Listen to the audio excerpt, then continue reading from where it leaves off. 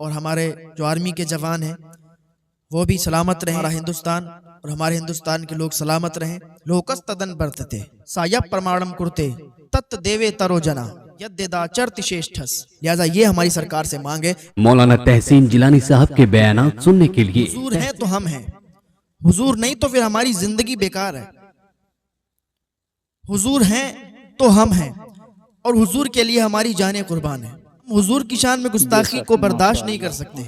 कोई रामगिरी के नाम से है, उसने भी हुजूर की शान में गुस्ताखी की। आज मुसलमान रोडों पर उतर रहे हैं, प्रोटेस्ट कर रहे हैं, इसलिए नहीं कि लोगों को परेशान करें, इसलिए नहीं कि लोगों को तकलीफ में डालें, लोगों को तकलीफ देने के लिए वो प्रोटेस्ट नहीं कर रहे हैं, बल्कि इसलिए उतरे हैं कि उन्हें हुजूर से सच्चा प्यार है, मोहब्बत है, हुजूर से इश्क है।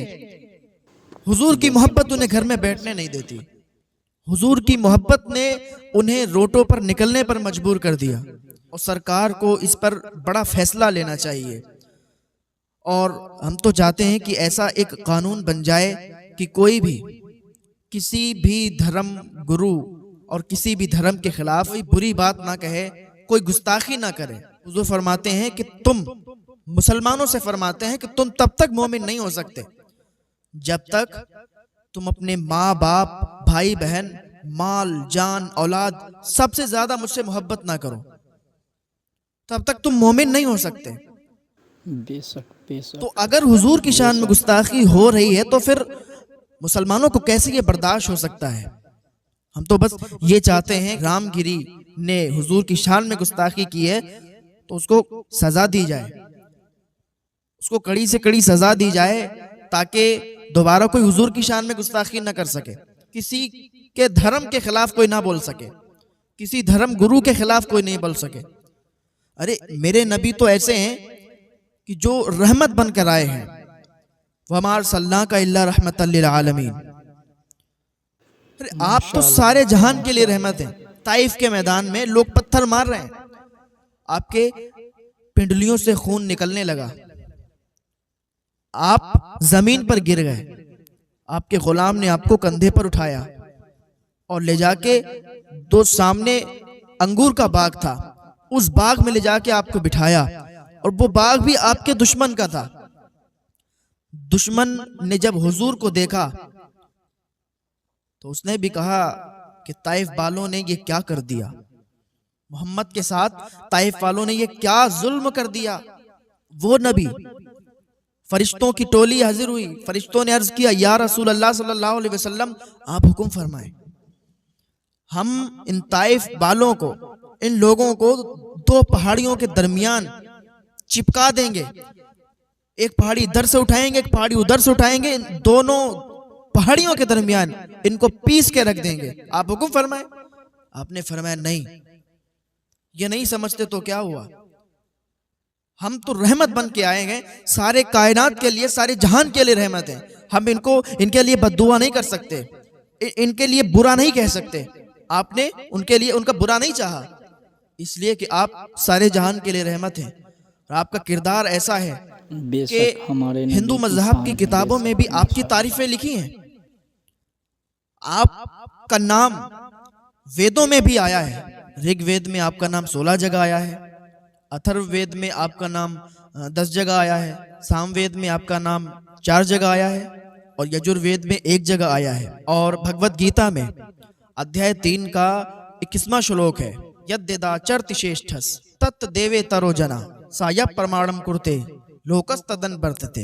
इसका मतलब है कि श्रेष्ठ पुरुष जैसा जैसा आचरण करते हैं, दुनिया के लोग भी उसको देखकर वैसा वैसा आचरण करते हैं। वो जिस रास्ते पर चल पड़ते हैं, समस्त मनुष्य समुदाय उसी रास्ते को अपना लेते हैं। और वो हुजूर पाक सल्लल्लाहु ताला अलैहि वसल्लम ही श्रेष्ठ पुरुष थे। यानी हुजूर पाक सल्लल्लाहु ताला अलैहि वसल्लम की ये शान थी कि जो भी आपको देखता था वो आपका दीवाना हो जाता था। और आपकी तारीफें, आपके आने से पहले लोगों ने आपकी तारीफें की हैं, आपके आने से पहले लोगों ने आपका इंतजार किया है। आप किताबों को पढ़ें तब आपको ये मालूम चलेगा।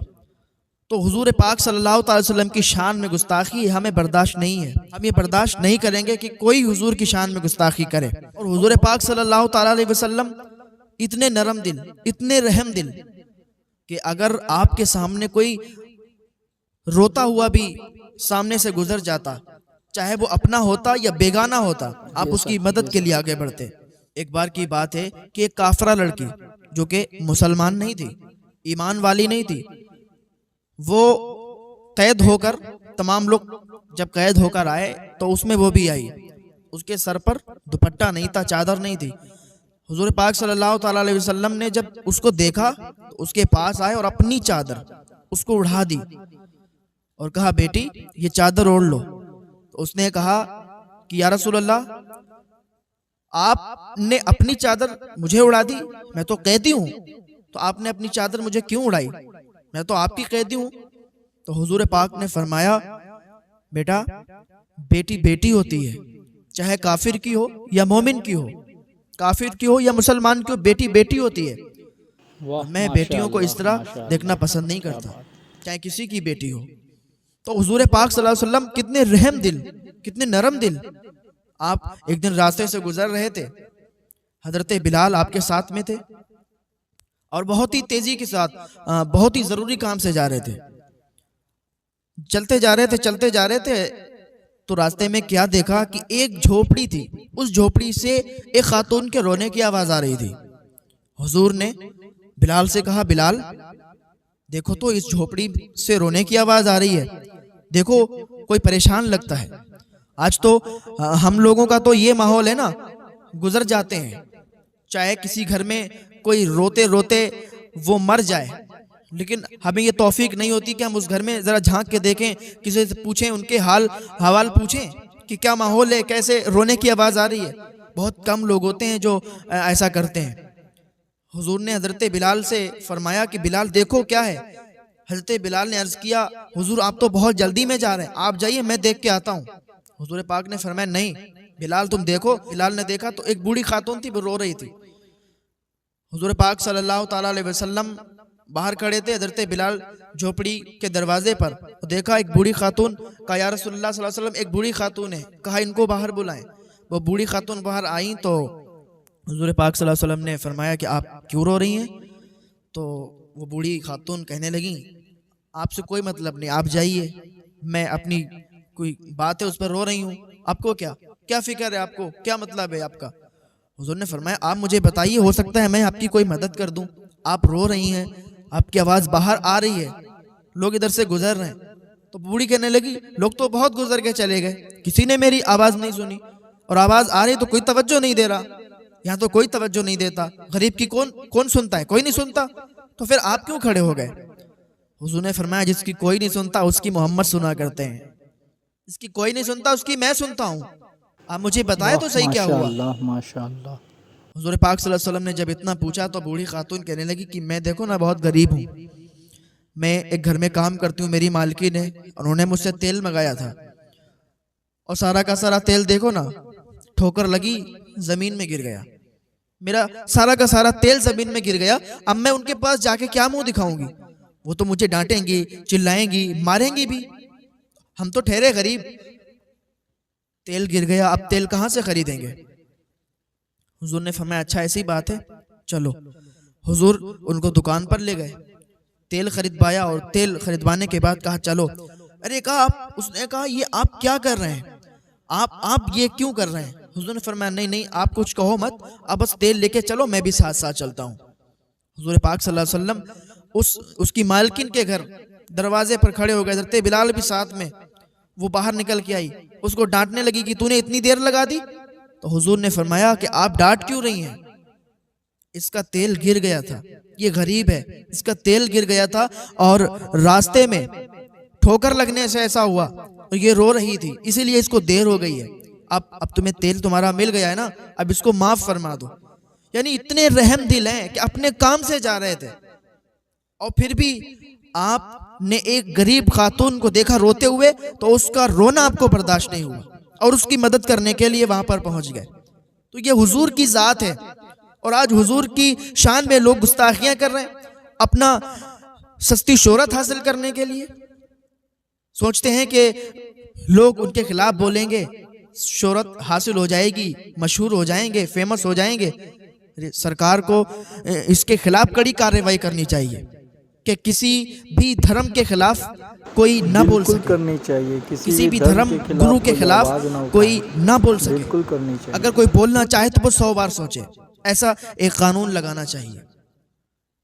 अगर भाई एक मुसलमान किसी हिंदू धर्म गुरु के खिलाफ या किसी के भी खिलाफ बोले तो वो मुजरिम होगा, उसको सजा मिलेगी। तो फिर रामगिरी, क्योंकि हुजूर की शान में गुस्ताखियां उसने की है, हुजूर की शान में गुस्ताखी, और हमको बर्दाश्त नहीं है। हम हुजूर की शान में गुस्ताखी नहीं सह सकते। कई जगह से कंप्लेंट की गई और लगातार कंप्लेंट की जा रही है, लेकिन उस पर कार्रवाई अभी तक नहीं हुई है। तो हमारी ये सरकार से अपील है, रामगिरी ने हुजूर की शान में गुस्ताखी की है तो लिहाजा उसको अरेस्ट करना चाहिए और उसको सज़ा देनी चाहिए, और लिहाजा वो माफ़ी भी मांगे कि उसने ये किया है, गलत किया है, लिहाजा आइंदा उससे कभी भी ऐसी हरकत नहीं होगी। तो इस तरीके की माफ़ी भी मांगे और उसको सज़ा भी मिलनी चाहिए। लिहाजा ये हमारी सरकार से मांगे। आज मुसलमान रोडों पर उतरे हुए हैं, लोग प्रोटेस्ट कर रहे हैं। वो उन्हें हुजूर से मोहब्बत है, हुजूर से इश्क है, हुजूर से प्यार है जो उन्हें रोडों पर ले आया है। हम लोगों की जो मांगे हैं वो पूरी की जाएं और उसको अरेस्ट किया जाए, उसको सजा दी जाए, फिर कोई हुजूर की शान में गुस्ताखी ना कर सके। किसी को तकलीफ पहुंचाना, किसी को ठेस पहुंचाना ये हमारे अंदर नहीं है। ना ही हम किसी को ठेस पहुंचाते हैं, ना ही किसी को तकलीफ पहुंचाते हैं। बस हमारी यही दुआ है अल्लाह पाक की बारगाह में कि हमारा हिंदुस्तान सलामत रहे और तरक्की करे। हमारा हिंदुस्तान और हिंदुस्तान के लोग तरक्की करें, खुश रहें, और ये जो इंतशार पैदा हो रहा है इस तरीके का ये सारा इंतशार ख़त्म हो जाए। सारी चीज़ें जो देश में बिगाड़ पैदा करती हैं ऐसी चीज़ों से अल्लाह ताला हमें महफूज फरमाए। हमारा हिंदुस्तान और हमारे हिंदुस्तान के लोग सलामत रहें और हमारे जो आर्मी के जवान हैं वो भी सलामत रहें। जिस तरीके से वो काम करते हैं बहुत ही लायक मुबारकबाद है वो, और बहुत ही लायक मुबारकबाद है वो माँ कि जिन्होंने ऐसे बच्चे को जन्म दिया कि वो फौज में भर्ती हुए, फौजी बने और वो देश की सुरक्षा कर रहे हैं, देश की सेवा कर रहे हैं, देश में लगे हुए हैं ताकि कोई दुश्मन देश में ना आ पाए और कोई दुश्मन देश को तबाह बर्बाद ना कर सके। लिहाजा आर्मी वाले जो लोग, जो भाई हैं, हम उनके लिए दुआ करते हैं कि वो सलामत रहें, खुश रहें, उनके परिवार भी खुश रहें और वो इसी तरीके से देश की सुरक्षा करते रहें, देश की सेवा करते रहें, ताकि हम सब चैन और सुकून से, अमन व अमान से देश में सुरक्षित रहें।